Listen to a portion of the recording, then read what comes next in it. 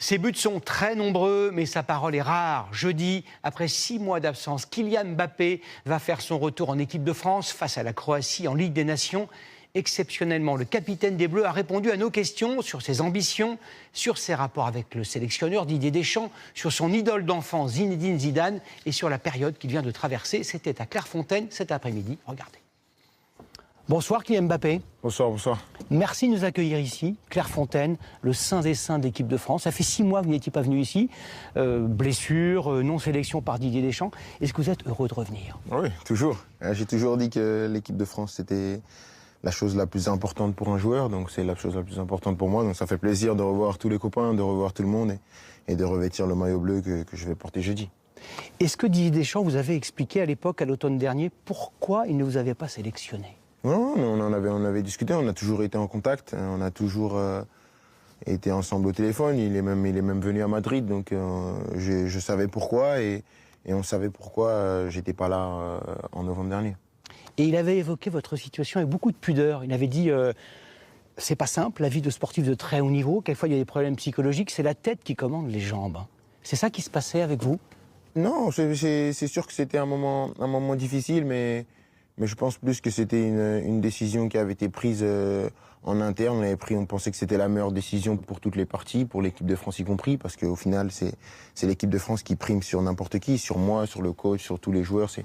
Il n'y a rien de plus important que le maillot bleu et ça a toujours été la première de nos préoccupations. Est-ce qu'il peut arriver, c'est arrivé à d'autres sportifs de très haut niveau, comme tout un chacun, d'en avoir assez? On appelle ça le burn-out. Certains appellent ça un petit accès de déprime, un coup de moins bien.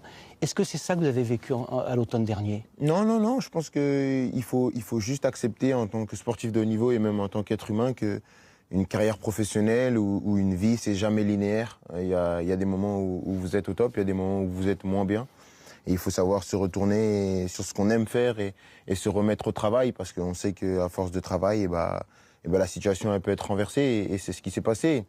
Des mauvais moments, je pense que n'importe quel sportif peut en avoir, j'en ai eu et je pense que ça fait partie de la carrière d'un sportif et c'est important d'en avoir conscience et d'avoir les capacités de s'en relever.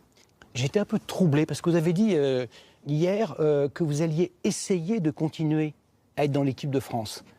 Ça veut dire qu'avec le Real, avec un match tous les 3 jours, plus l'équipe de France, il y a un moment où physiquement c'est compliqué? Vous n'allez pas faire ça pendant des années, Parce que c'est le sport de haut niveau et que le sport de haut niveau, il est intraitable pour n'importe quel joueur. C'est comme ça. Tu peux être aussi fort que tu veux. Le sport de haut niveau, il attend personne.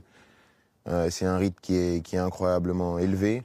On le sait, on en a conscience et c'est pour ça qu'il faut toujours essayer d'être à la hauteur de ce rythme-là, de ce niveau-là.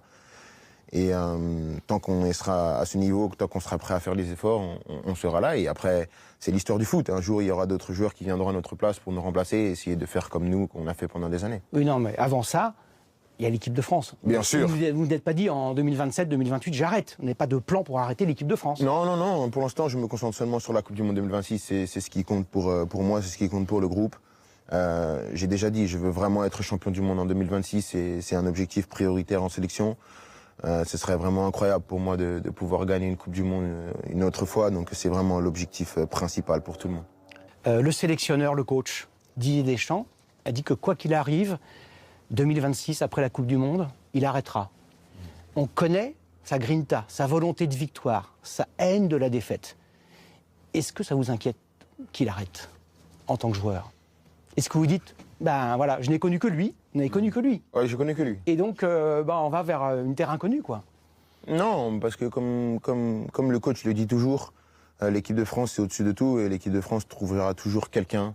Même si maintenant, c'est clair que perdre quelqu'un comme Didier Deschamps, c'est une énorme perte de par tout ce qu'il a fait pour la sélection, tous les titres qu'il a gagnés avec nous, cette mentalité qu'il a fait évoluer au sein de l'équipe de France, parce que quand il prend l'équipe de France, elle n'est pas ce qu'elle représente aujourd'hui. Il était dans un moment difficile, il a su la remettre sur le devant de la scène, donc c'est tout à son honneur. Et je pense qu'il a envie de finir sur la meilleure des notes en 2026, et c'est la volonté de tout le groupe, donc on va essayer de lui faire hommage et d'aller chercher cette Coupe du Monde pour lui aussi.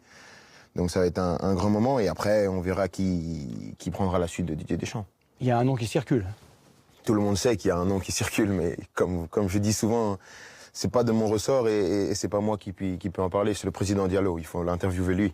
Il paraît que le jeune Kylian Mbappé, 12-13 ans, il allait chez son coiffeur à Bondy. Non, plutôt, 12-13 ans, ça aurait été inquiétant. Mais il faut quand même que je rappelle l'anecdote. Ouais, j'étais beaucoup plus petit. Il allait chez son coiffeur pour lui demander quoi? La tonsure de Zinedine Zidane. C'était une autre époque. Donc c'était votre idole? Ouais, je pense que pour beaucoup de Français, c'était l'idole de n'importe quel enfant. Il a marqué l'histoire de l'équipe de France à jamais. Il restera toujours dans le cœur des Français. Donc, parler de Zidane quand tu es français, c'est facile. Et donc l'avoir, le cas échéant, en sélectionneur, la boucle serait bouclée.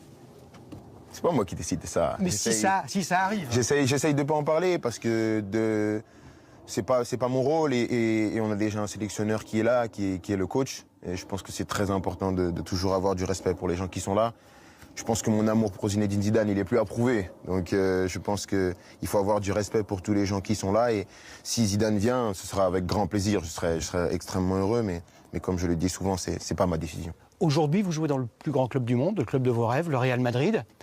Vous êtes le capitaine d'une équipe vice-championne du monde. Vous êtes en pleine forme, ou à nouveau en pleine forme. Est-ce que vous êtes un footballeur comblé et heureux? Bien sûr, absolument. Absolument. Je prends toujours le même plaisir à jouer, à aller m'entraîner. J'ai jamais une once de flemme de me lever, d'aller m'entraîner, d'aller jouer, d'aller voyager pour jouer. Donc la passion est toujours intacte. Et c'est quoi le bonheur d'un footballeur comblé, heureux et adulé? C'est de se dire le matin, j'ai faim, je peux tout croquer, j'ai toutes les ambitions. C'est de se dire qu'il n'y a pas de limite, il n'y a vraiment pas de limite. Avec du travail, on peut tout accomplir. Et c'est cette volonté que j'ai quand je me lève chaque matin et que j'arrive dans un club ou dans une sélection de ce niveau. Merci beaucoup, Kylian Mbappé. Merci beaucoup. Merci. Bonne continuation, bon match. Aller-retour contre la Croatie. Oui. À très bientôt. C'est ça, merci beaucoup.